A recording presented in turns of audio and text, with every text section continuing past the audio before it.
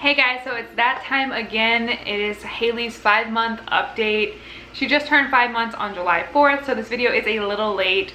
However, I'm super excited to talk to you about some of the things that have been going on, and I will insert a couple of clips of Haley playing. I do not have her with me today because she's with her dad, so I can actually film this video for you guys.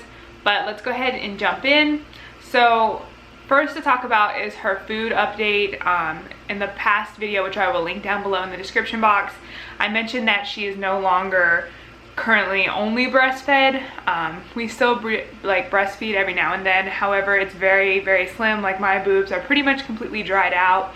There is unfortunately no milk really to sustain her, so she is pretty much all formula fed at this point. However, I try to sprinkle in about 1 bottle, maybe 4 ounces of breast milk a day, if I can actually get that much out. So she will have that in addition to her formula. So she's drinking about 6 ounces of formula every 2 to 3 hours. And we're using the Enfamil NeuroPro. I mentioned this before, and I also will link any of the products or items that I talk about in the description box, which you guys can find just down below this video. Okay, so Haley, last time we went to the doctor's, which was also about 2 weeks ago, I want to say now. So it was, I think, July 1st. Yes, July 1st. So we went in and she was measuring at 24 3/4 inches tall. So she's getting very, very tall. And she was also weighing just shy of 15 pounds at 14.15 ounces and a half. So now she is probably over that 15-pound mark, judging by her weight gain and how it's been going. So she is drinking, like I said, 6 ounces of formula every feed, 2 to 3 hours. And so far her weight is going up. It's great. The doctor's happy. She's out of that low percentile because originally she was having trouble gaining weight when she was around 10 pounds. Then she started slowly gaining as we switched to formula from breast milk. Okay, so moving on from food and milk, let's talk about her development, like what she's enjoying, things that she's doing a lot. She is teething. My pediatrician has confirmed that she is definitely teething. She is drooling quite a bit. She's actually got some drool rash on her cheeks and her chin right now. We try to keep the area as dry as possible, but as she's sleeping now, because I will mention her sleeping routine in this video, her face has gotten chapped from basically all the drooling that she's been doing. So we're just right now currently applying a little bit of baby Dove lotion to her cheeks. However, we're looking for something a little stronger, and potentially we will be speaking to her pediatrician to see if she needs something like a medicated formula instead. So for her activities, she's learned to roll over. I mean, now that she's figured it out, before she was able to half turn to her side and her arm would get stuck, but she's pretty much fully rolling over on her own at this point. She's on her stomach, and you can't keep her off of her stomach. I mean, we try to keep her on her back a little bit, and then the second we turn her head or we look down for a moment, she's on her stomach already, and she does it all the time. But she's fully rolling over. She's still chewing her hands. She hasn't learned to chew on her feet yet, but that's okay. She'll get there when it's her time. No rush on that. She loves sitting up, so we definitely have been doing that a lot. Like I said, I mentioned in the 4-month video, we were practicing her sitting up. She wasn't doing it at all. I bought a small seat from Fisher-Price that I set her in that supported her neck and back so she could practice sitting up, and pretty much in a day of using it, she was used to getting on her hands and holding up herself, and then now she pretty much just can lift her torso up and hold herself up for a good time. Or when we sit her in her lap, she'll bend forward a little bit and able to play with a toy, a book, or a stacking set of items while sitting in our laps without really any assistance. And she can do this for 15-20 minutes before she really starts slumping over. But her sitting up is getting so much better. I don't know if and when she'll be fully able to sit herself up within this month or not. However, I think with her practicing, she's getting very, very good at it. She enjoys standing up, and she really, really likes funny noises. She'll start laughing and giggling at those. She still has her own talking and cooing. She's talking a lot more when she's putting things in her mouth, so she's making noises like mm. But overall, those are some of the things that she's really enjoying. And I have a bunch of little toys and activity sets. I'm really trying to get her involved in stimulating her brain, So I have a bunch of colorful items, different textures, things that she can obviously explore safely with her mouth. We've also have a few of the larger toys that we got from our baby shower that we took out and opened up. So like our activity jumper, a couple of mats, a different swing, because her swing, which we don't use that often, but when we do use it, like say we're cooking dinner or something and she wants to be always in visual sight of us so she can look at what we're doing. So that is pretty much kind of like some of her activities and things and developments that she has done. So next I want to talk about her sleep. So I mentioned in her 4-month video again that she was going to start sleep training at 5 months old, and we did exactly that. The day that she turned 5 months old, or actually I take that back, the day we went to the pediatrician, we asked him, is she safe to do this? Can we transition her to her own crib for this learning period? And he gave us the go ahead. He even said he recommended doing it at 4 months, so we were slightly behind for his recommendation. However, the sleeping program that we tried out, which was I will leave link down below, is called Taking Care of Babies, or Care of Babies. And so essentially she recommends starting at 5 months, and I think it goes up to 12 months, so about a year old. So that is the program, and I will link it down below. It is a little pricey in my opinion, but it is a sleep training program, and it really does a good job if you're struggling like as a mom, how to basically get started, and if you really need that encouragement. And she does a really good job of basically perking you up and getting you excited about doing something. However, it's very similar to basically any other sleep training method, with not necessarily a strong emphasis on basically the abandonment part. She wants to focus on making it to where you're still a part of the child during your sleep transition, so you're still showing that you're there. Anyways, I'm not going to talk too much about it because she is a working mom and I do want to support her.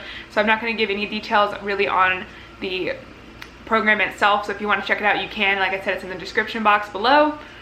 But Haley started hers exactly around 5 months, and it has been a blessing.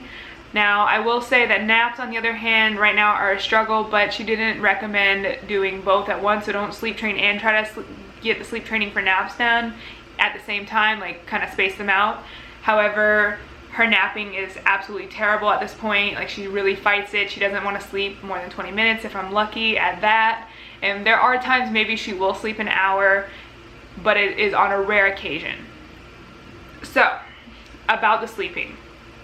It has been huge blessing. Originally, when she was brought home, she was an angel baby. She slept pretty good. Like, we could put her inside of the DockATot, and we actually let her sleep in our bed with us.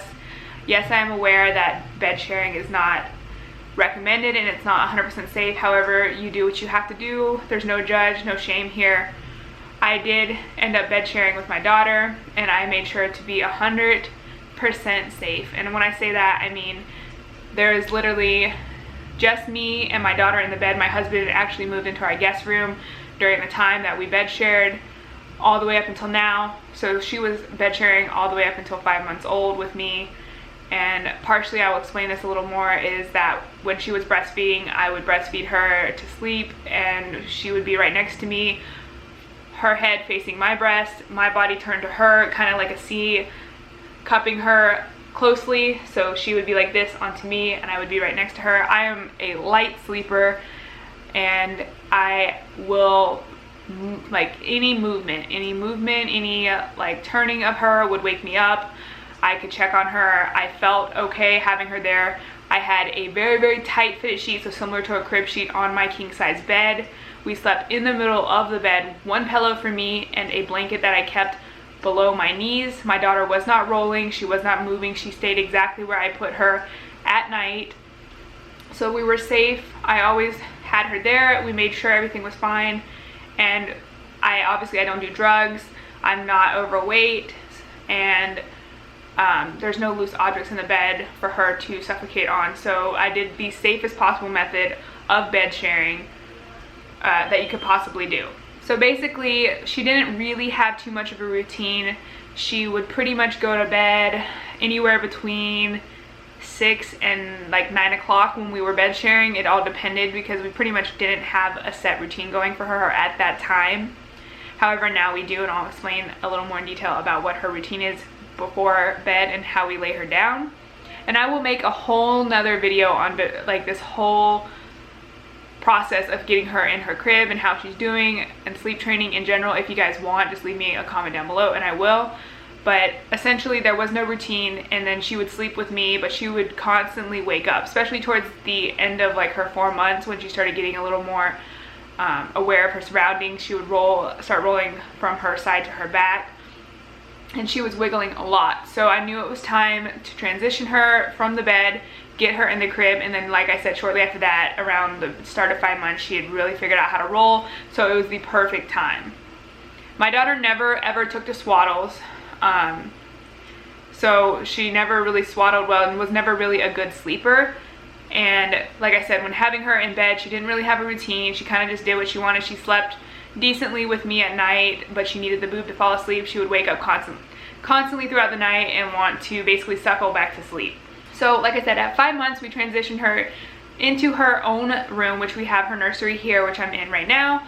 So we transitioned her to her crib, and in her crib it has nothing. It's just the crib itself, which I will show you guys in just a second. In just a second, I'll insert a clip basically showing you her crib and her baby monitor attached to the crib handle so we can watch her as she slept.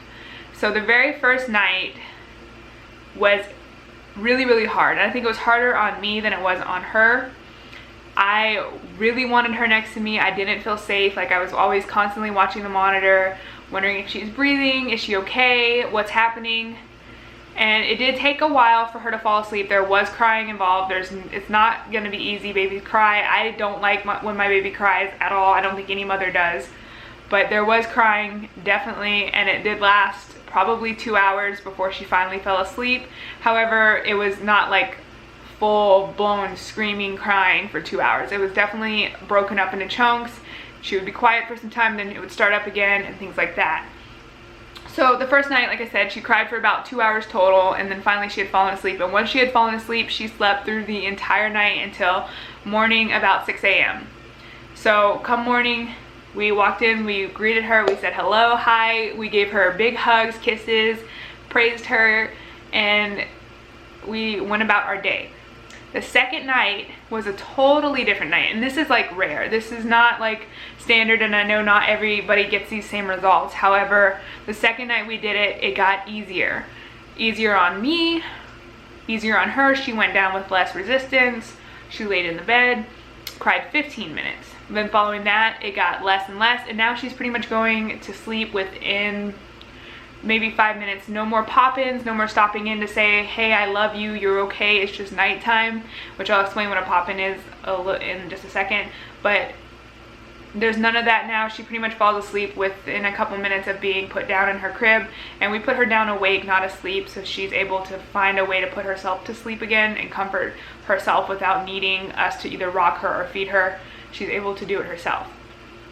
So basically what I mean by pop-in, a pop-in is when you set a certain time, whatever works for you guys. We did 5, 10, 15, and we came in each time at those things after she had been crying to kind of comfort her for a couple, like we did about 30 seconds of comforting, talking to her, saying it's okay, I love you, shh, shh, mommy and daddy are here, we'll see you in the morning and we'll play, that kind of stuff.